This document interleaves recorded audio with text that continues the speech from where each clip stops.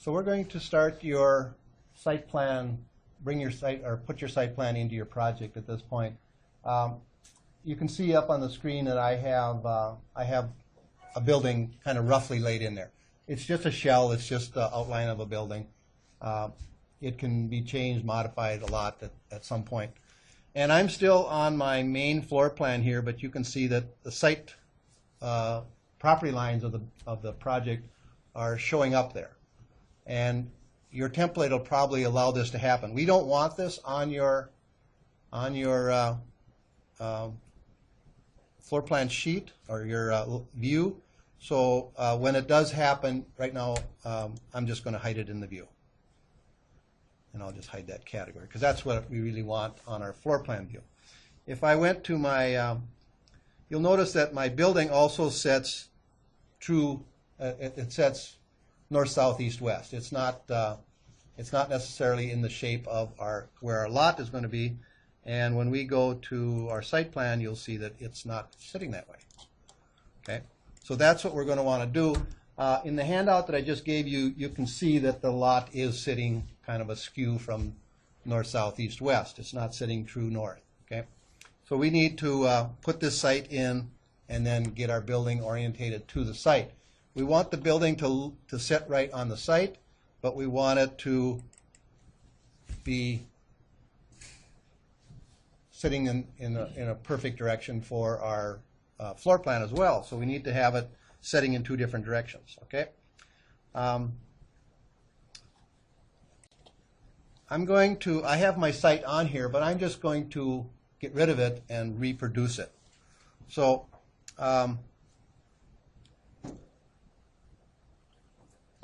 first off, what I'm going to do is put my building back to the way it was, what yours would show up. When you go to your site plan, does your building show up?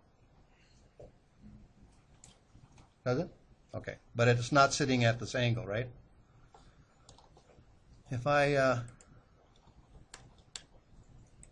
zoom in on this little, you see this little icon in the middle here? If I zoom in on it, you'll notice that my angle to true north has been set to an odd, I'm going to put this back to 0. That's what yours is at.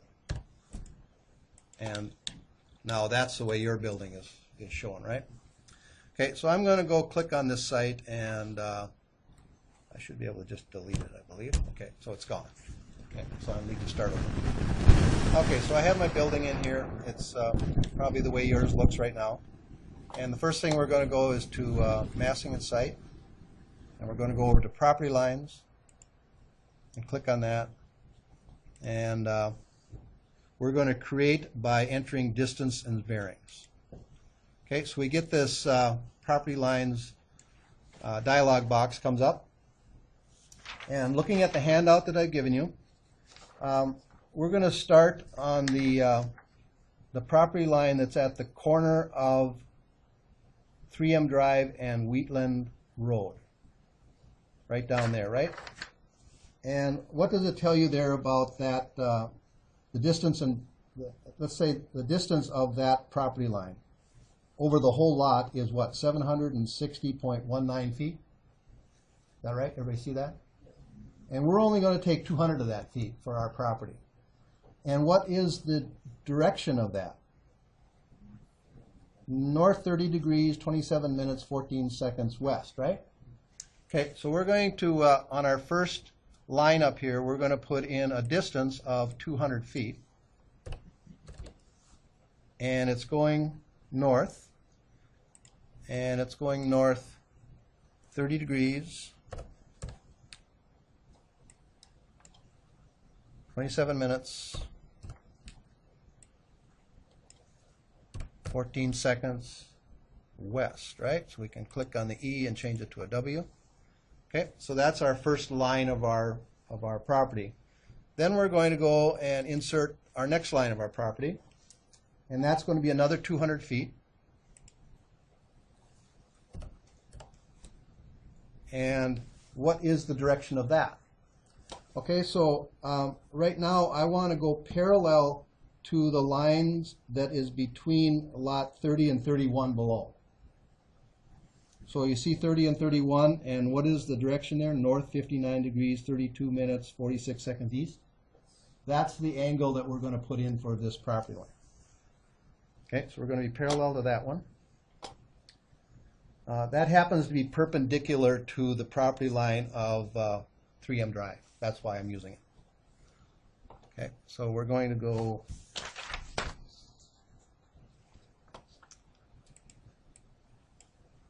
north 59 degrees.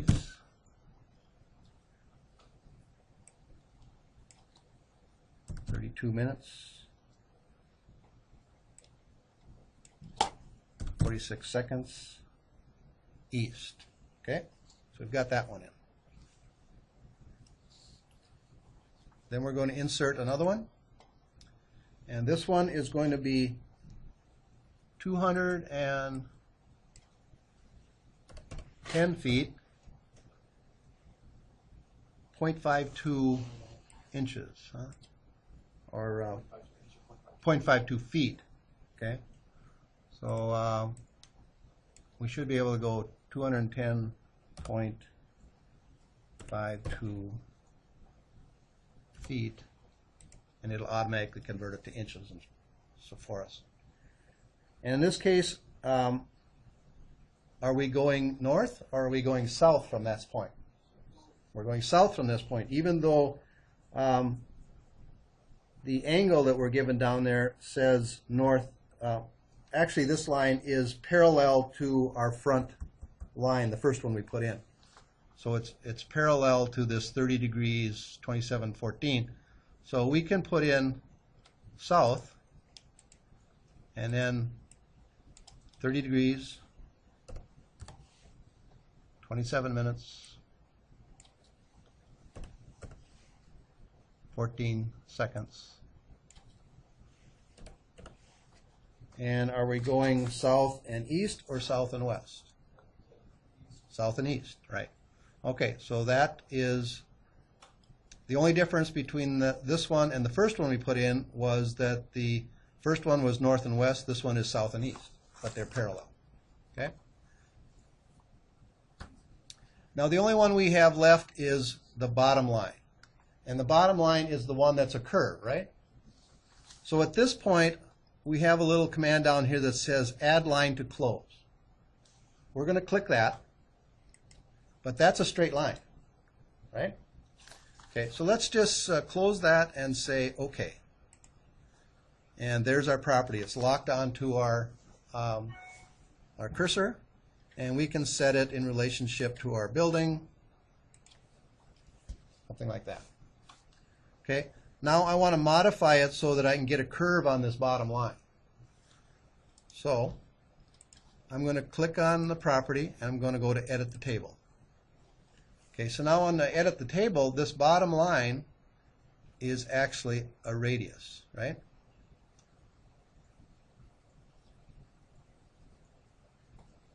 So I can go over here where it says type, and it's not a line, it's an arc.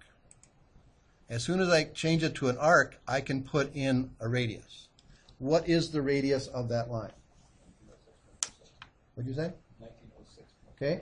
If you look on that curve, on that long curve there, there's some information about that curve, and it says the R is 1,906.47 feet.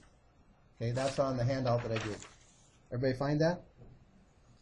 Okay, so we're going to type in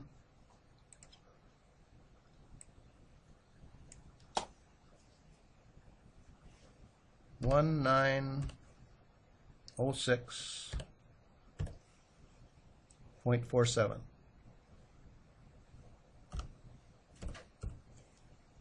feet. And this L and R over here means is that arc going left or right? And we're going to leave it at right, and we're going to say OK. And you'll notice that now that bottom line is a curve. Everybody see that? Okay, and it connected at all the points. Now you can probably say, well, how did that work out exactly perfectly? Well, when I gave you that dimension of 210.52 feet on the east side, I had already figured out what that length should be because I'd done this one before. If you hadn't done this before, you would have had to do several more steps to get that exactly perfect to figure out what that 210.52 feet is. And I'll explain that just briefly. It's not that critical for what you're doing right now, but if in order to solve that problem, that radius point would be 1,906.47 feet straight in line with the front property line, straight down. You could have drawn a line down and found that exact point. You could have, from that, drawn a circle with that radius, and then you'd have found out where those two lines intersected, and you could have put a dimension on there and found out exactly what that line should be, and then you'd have, so it's several more steps to find out exactly that 210.52 feet. I just kind of abbreviated that for now. Okay, so now we have our property, and now we need to get that building rotated to the right direction, right? Well, over in your browser, there's an orientation, and it probably defaulted to Project North. Is that right? Okay, so we want our orientation to be true north. That's going to put our building in relationship to true north. Okay, so I want the front of my building to face onto 3M Drive. So I want this front line of my building to be parallel with the 3M Drive property line. So I'm going to have to put a arcing or a dimension on here using an angular dimension. So how far do I have to rotate that?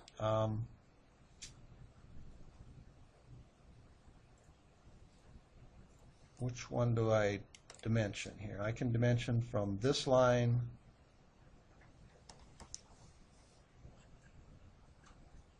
to this line and find out what that is.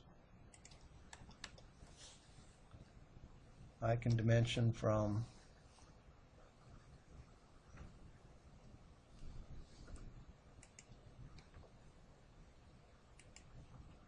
find out what that is. Okay. So I threw a couple of dimensions on there just to find out how much do I have to rotate this. Okay, so if I want this to be basically 0, I'm going to have to change something on this little icon over here. So if I click on this little icon, and the angle to true north, I can click here, and I'm going to put in this exact degree into here and see how that works. So I'm going to type in 59.546 degrees and click enter. It says the angle, it's telling me that one of my dimensions isn't going to work. I'll just delete the dimension. Okay, so that appeared to work, and now the front of my building should be parallel with that property line, but my building is outside of my property. Not a problem. I'm just going to delete that dimension. Now, I'm not going to move my building because that would move it on my floor plan view. I'm going to move the property. So I'm going to move this down here. Okay. And to start with, at this point, I want my distance from my front of my building to my property line to be, I'm just going to randomly say 50 feet at this point. So I'm going to put a dimension on.